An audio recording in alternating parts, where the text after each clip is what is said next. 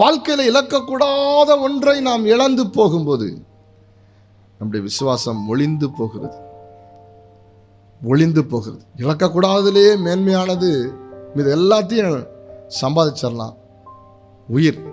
அதனால தான் இந்த எக்ஸாம்பிள் உங்களுக்கு சொன்னேன். கர்த்தர் பேதுருவுக்கு ஏற்கனவே வேண்டிக் கொண்டார்.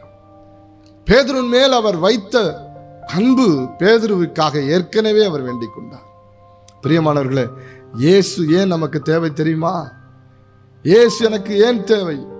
ஏன் எனக்கு பரிசுத்த ஆவியானவர் தேவை? என்னுடைய பலவீன நேரங்களிலே, நெருக்கத்தின் காலங்களிலே, ஒருவரும் புரிந்து கொள்ளக்கூடாத ஒரு பலத்த போராட்டமான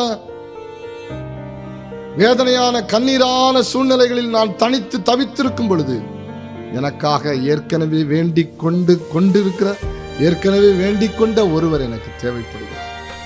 அதன் நிமித்தம் நான் உயிர்ப்பிக்கப்படுகிறேன். அதன் நிமித்தம் நான் மீண்டும் ஆண்டவரை ஏற்றுக்கொண்டு ஆண்டவர் எனக்கு கொடுத்திருக்கிற பாதையில நான் நின்று விடாமல் தொடர்ந்து ஓடுகிறேன். நிறைய பேர் நின்றுட்டாங்க, நிறைய பேர் பைத்தியமாய் விட்டார்கள். இதற்கு இயேசு தேவை. நான் ஒளிந்து போகாதபடி இந்த பூமியில நான் ஒளிந்து போயிட்டான். என்னமோ ஆண்டவர் அலைஞ்சா, இன்னைக்கு ஒளிஞ்சு போயிட்டான். விசுவாசம் ஒளிஞ்சு போயிடுச்சு, தூஷித்துட்டான்.